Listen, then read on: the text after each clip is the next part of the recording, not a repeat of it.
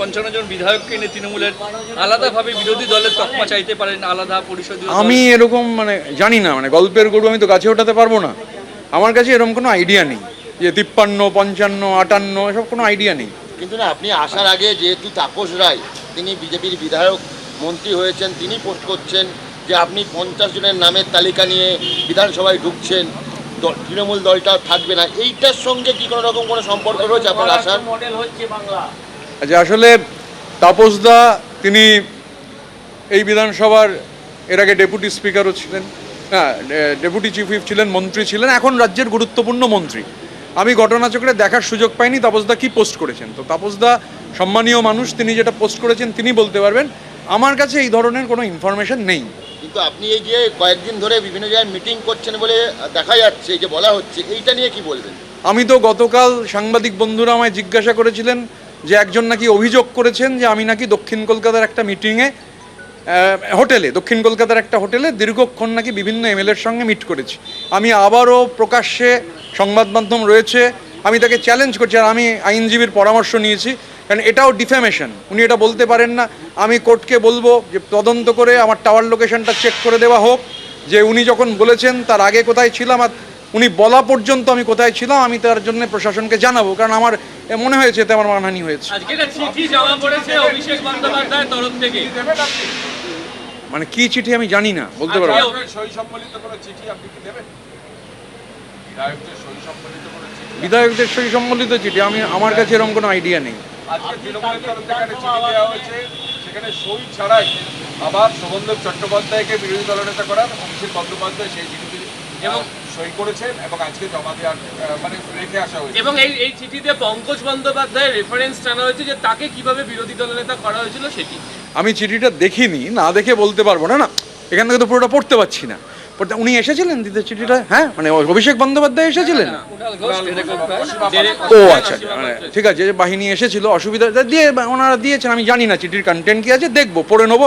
টুইটে নিশ্চয়ই পাওয়া যাবে, কারণ উনি বলেন কিছু বললে টুইট দেখে নিতে, তো এটাও ডেফিনেটলি টুইটে আছে। আমি ডেফিনেটলি সেটা দেখে নেবো যে কি লিখেছেন। কিন্তু আমি যা বুঝি আর কি, আসলে এই যে আমাদের বিধানসভা, পশ্চিমবঙ্গ বিধানসভাটা তো শুধু পশ্চিমবঙ্গের বিধানসভা ছিল না। 1931 সালের 9ই ফেব্রুয়ারি বাংলার গভর্নর স্ট্যানলি জ্যাকসন এই বাড়িটার পত্তন করেছে।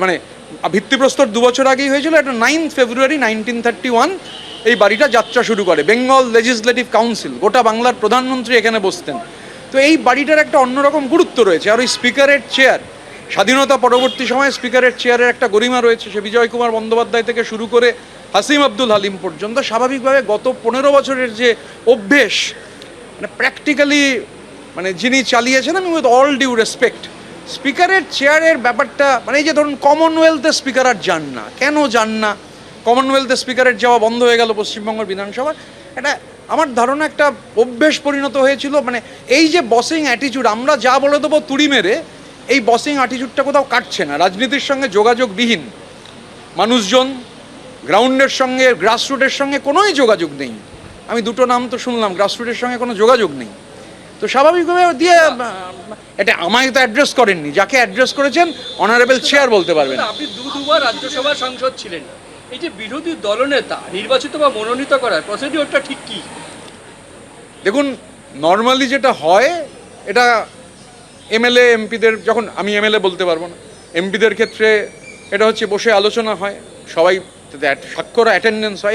এবারে যেটা হয়েছিল আমি বলেছি, যে কারণে আমি আর সন্দীপন চিঠি দিয়েছিলাম, যে প্রথম যখন আমরা দেখি যে সই যে জাল হচ্ছে, আর জাল প্র্যাকটিক্যাল, কারণ যে বিধায়ক নেই, আমি আরও অনেক পরে সই করেছিলাম, আমরা দেখছি যে অনেকগুলো ব্লক লেটারে হচ্ছে নাম লেখা রয়েছে। এখন ব্লক লেটারে কেউ নাম লেখেন না। ব্লক লেটারে যেহেতু নাম লেখা রয়েছে, আমরা তখন খুঁজে দেখলাম, আরে আমি বিধায়কদের নাম বলবো না, অনেকেই পুলিশের কাছে বলেছেন। একজন বিধায়ক তো আবার বাড়ি থেকে বেরোননি সেদিন, যার ফলে তার টাওয়ার লোকেশনটা গোটাটাই একই জায়গায়, কোনো মুভমেন্ট নেই। বাকি যারা এরকম এমএলএ আছেন তাদের মুভমেন্ট ছিল, কিন্তু তারা ছিলেন না মিটিংয়ে। স্বাভাবিকভাবে ধরুন এই ব্যাক ডেটে আমরাই তো সই করেছি, আমরা তো 19 তারিখে করেছি। আপনি যদি বলেন কেন করেছেন, ওখানে পরিবেশ পরিস্থিতি ছিল, করেছি, আমরা করতে হয়েছে। কিন্তু সেখানে করতে গিয়ে দেখি যে সই একরকম, সই এক জিনিস, যে এমএলএ নেই সেই এমএলএদের নাম ব্লক লেটারে লেখা হয়ে যাচ্ছে। এবং আমার যে চিঠিটা, সেটা তো পাবলিক ডোমেনে এসেছে, আমাদের যে চিঠিটা, আমার আর সন্দীপনের পাবলিক ডোমেনে সেটা আছে। তো তো স্বাভাবিকভাবে আমরা কি লিখেছি সেখানে আপনারা জানেন। তো অ্যাজ এ মানে আর স্পিকারের তো কোনো পলিটিক্যাল পার্টি হয় না, speaker custodian of the house. তো এবং তার অনেক উদাহরণ রয়েছে আমাদের দেশে, স্পিকার পদ, স্পিকার, তো স্বাভাবিকভাবে মানে স্পিকারকে অ্যাড্রেস করা হয়েছে। আমি যেটা দেখলাম, এখনও দেখিনি আর কি। স্বাভাবিকভাবে আমরা যখন যেটা করেছিলাম তাতে কিন্তু ওটা অ্যাটেন্ডেন্স ছিল, দেয়ার ওয়াজ নো রেজলিউশন। আমরা কোনো রেজলিউশনে সই করিনি, এটা বলতে পারি। বলছি তৃণমূল জালটা করলো দেখুন, আমি তো প্রশাসন নই বা আমি এজেন্সি নই যে আমি ঠিক করে দেবো যে কে জাল করেছে। ওখানে অনেকে ছিলেন, এখন তাদের মধ্যে সবার আবার চাকরি আছে কিনা তাও আমি জানি না। তার কারণ হচ্ছে ক্যামাক স্ট্রিটের ক্রাউন প্রিন্সের অফিসের অনেক ছেলে মেয়ের তাদের চাকরি চলে গেছে এবং তাদেরও আবার ব্যাকডেটে রেজিগনেশন দিতে হয়েছে। তাহলে বোঝা যাচ্ছে যে এই ব্যাকডেটে সই করাটা এই নতুন কর্পোরেট স্টাইলের যে তৃণমূল, কর্পোরেট স্টাইলের এই তৃণমূলের কোথাও ডিএনএর মধ্যে এটা ঢুকে গেছে। গতকাল শুনছিলাম আপনার চ্যানেলে, আজকে সকালে শুনেছি আর কি, গতকালের অনুষ্ঠান, সেখানে আরেকজন বলেছেন, তিনি বলেছেন যে ইভেন আমলাদের সইয়েও প্রচুর হচ্ছে জাল রয়েছে। স্বাভাবিকভাবে মানে এই কথা বিভিন্ন জায়গা থেকে উঠছে। আর আমাদের মনে হয়েছিল এটা তো তৃণমূলের ওখানে বলে অভ্যন্তরে লাভ নেই, যারা সই করাচ্ছিলেন তারা সবাই ক্রাউন প্রিন্সের অফিসের মানে হর্তাকর্তা বিধাতা অনেকে। এবার আমি এটা নিশ্চিত নই, আমি মুখগুলো চিনি, সবার চাকরি আছে কিনা আমি তাও জানি না, কিন্তু সই তারা তাদের হাতেই, তারাই খাতাটা নিয়ে এদিক ওদিক করছিলেন, এটা দেখেছি। গতকাল আপনি বলেছিলেন যে কোনো রেজলিউশনই তো হয়নি, কোনো রেজলিউশন, শোভনদাকে দলনেতা করার কোনো রেজলিউশন তো বিধায়কদের সামনে প্লেস করতে হবে, এরকম রেজলিউশন তো পাইনি আমরা। গতকাল আপনি বলেছিলেন যে টিএমসি আরে বিধায়করা লেজিসলেটিভ পার্টি বলে একটা বিষয় হয়, লেজিসলেটিভ পার্টি, পার্লামেন্টারি পার্টি। পার্লামেন্টে, আমি তো পার্লামেন্টের মেম্বার ছিলাম, পার্লামেন্টারি পার্টি হয়, দুটো হাউসের আলাদা আলাদা পার্লামেন্টারি পার্টি, আবার একটা মিলিত পার্লামেন্টারিও পার্টি হয়। তো লেজিসলেচার পার্টি কি ঠিক করেছে কিছু? আমি অন্তত জানি না। আপনি কি আগামী দিনে এই চিঠি দেবেন? I leave for a day Krishnendu, so I can't tell what happens tomorrow. কাল কি হবে আমি এক্ষুনি বলতে পারছি না। আপনার ভূমিকা কি হবে? যেহেতু দল বা পার্টি, আপনার পার্টি যেহেতু আপনাকে বহিষ্কার করেছে, আপনার ভূমিকা কি হবে? আমি সংবাদ মাধ্যমের থেকে শুনেছি আমি বহিষ্কৃত, আমি সংবাদ মাধ্যমের থেকে দেখেছি, এই অবধি অন্য কোনো কমিউনিকেশন নেই।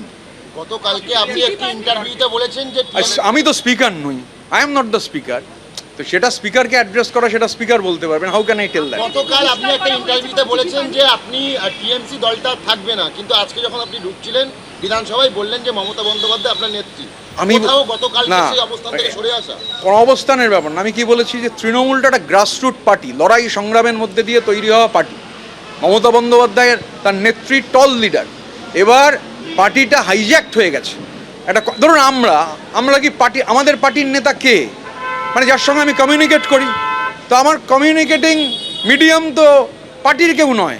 আমার কমিউনিকেটিং যাকে আমায় রিপোর্ট করতে হতো, যদি বলেন বস, তাহলে বস বেসিক্যালি দ্য ফার্স্ট, মানে যে রিপোর্টিংয়ের যে জায়গা, সর্বোচ্চ রিপোর্টিংয়ের জায়গা গোদরেজ ওয়াটার সাইড।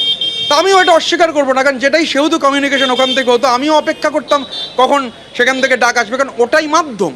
তো আমি ধরুন ভোটে লড়তে গেছি উলুবেরিয়ায়, নানান ধরনের যে সমস্যা ফেস করেছি, যখন জানিয়েছি কাকে জানিয়েছি, এবার গোদরেজ ওয়াটার সাইডে যাকে রিপোর্ট করতাম, তাই ডিসেন্ট্রালাইজড ওদের স্ট্রাকচার, ওই হাওড়া যে দেখে, হাওড়া সহ অন্যান্য জেলাতে দেখে, তাকে রিপোর্ট করতে হতো। স্বাভাবিকভাবে পার্টির মানে একটা পার্টিতে তো পলিটিক্যাল লিডার বা একটা পলিটিক্যাল কালচার থাকবে, সেই পলিটিক্যাল কালচারের বদলে একটা কর্পোরেট কালচার, এটা সবাই জানেন, এটা নিয়ে নতুন করে কিছু বলার নেই। আপনি যে কথা বলছেন, তাদের থিওরির কথা বলছেন, যে বিধায়করা নির্বাচিত হয়েছেন তৃণমূলের মধ্যে, কত সংখ্যক বিধায়ক আপনার মতকে সমর্থন করছে? সেটা তো আমি আমার আর সন্দীপনের দায়িত্ব নিতে পারি আজকে আমি অন্য কারুর দায়িত্ব নেব না। তা আজকে আমি খালি আমার আর সন্দীপনের দায়িত্ব নিয়ে, আমার আর সন্দীপনের, আমি বললাম Krishnendu I leave for a day only, কালকে কি হবে কাল বলতে পারবো, আজকে বলতে পারছি না। জাভেদ খানের সঙ্গে বৈঠক করেছিলেন? আমি গতকাল এমএলএ হোস্টেলে গেছিলাম, মুড়ি কি বলে, তারপরে পেঁয়াজ, কাঁচা লঙ্কা তেল দিয়ে মেখে অনেকের সঙ্গে খেয়েছি। শুধু জাভেদ খান কেন, অনেক এমএলএর সঙ্গে দেখা হয়েছে, কথা হয়েছে। আমি এখন অত মনে নেই, এত অনেক এমএলএ খেয়াল নেই। হ্যাঁ, শিউলিদি ছিলেন। আমি গুনিনি কৃষ্ণেন্দু, খেয়াল নেই। এখানে শুধু এমএলএ হোস্টেলে কি মুড়ি খেলেন, নাকি না কলকাতার বিভিন্ন জায়গায় এরকম মুড়ি? না, এমএলএ হোস্টেলেই খেয়েছি, তার বাইরে আর খেতে হয়নি। উত্তর চব্বিশ পরগনায় যাইনি এর মধ্যে। ও হ্যাঁ, উত্তর চব্বিশ পরগনার রথিনদাকে দেখতে গেছিলাম।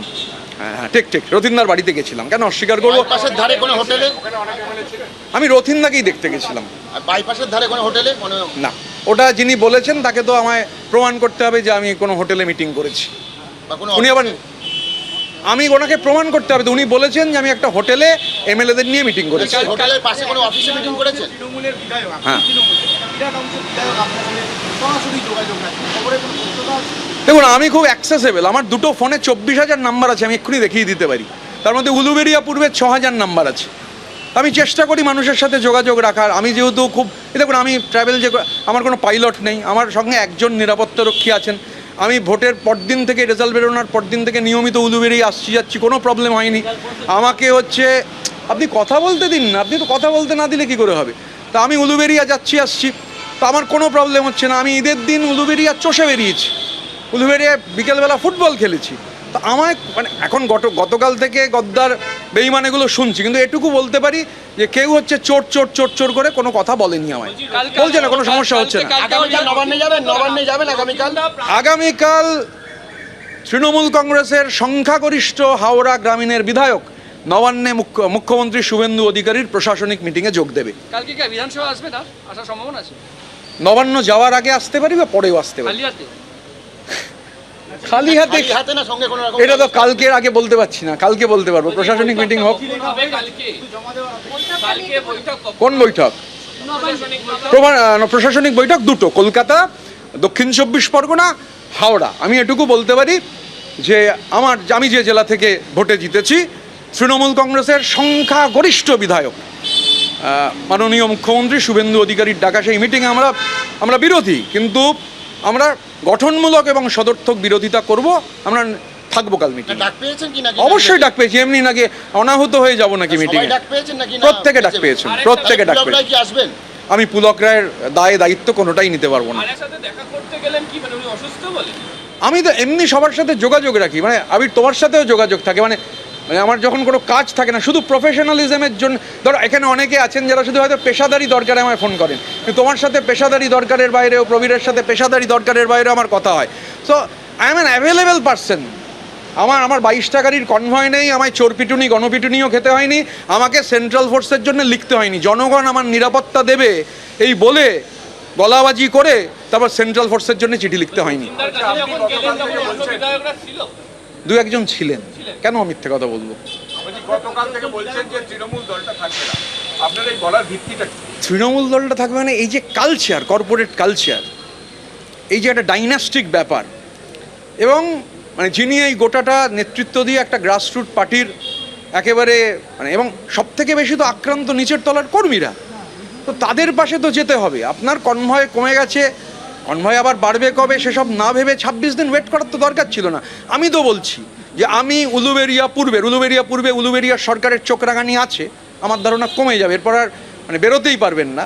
তো এই চোখ রাঙানিকে উপেক্ষা করে অনেকে আমায় বলেছেন যে গেলে সমস্যা হবে। আমি তো রেজাল্ট বেরোবার পর থেকে উলুবেড়িয়ায় কনস্ট্যান্টলি যাতায়াত করছি, এখনও বাড়ি ভাড়া দেখছি, ফাইনাল বাড়ি ভাড়াতেও বুঝছিলাম যে অনেকে বাড়ি ভাড়া দিতে ভয় পাচ্ছেন, তো আমার ধারণা ভয় কেটে যাবে।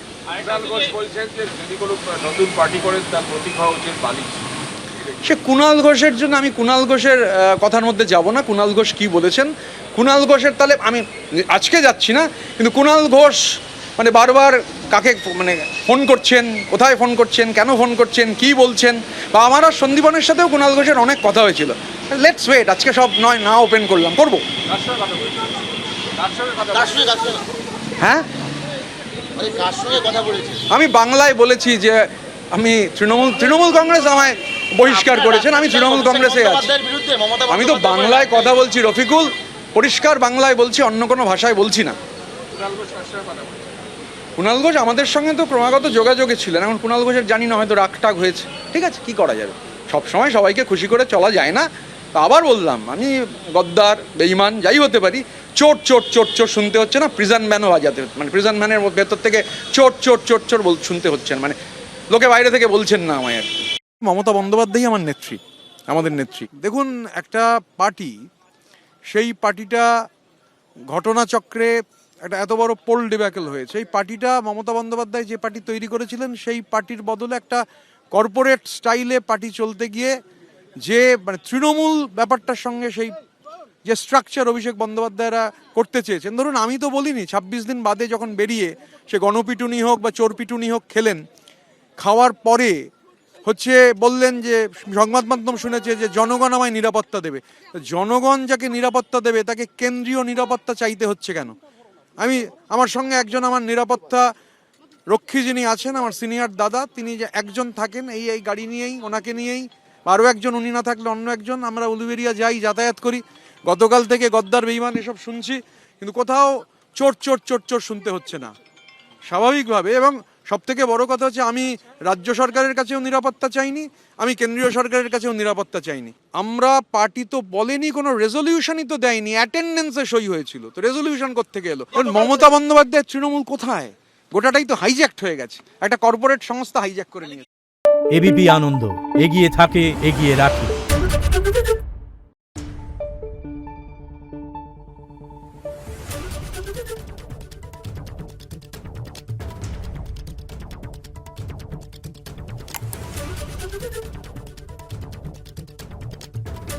Thank you.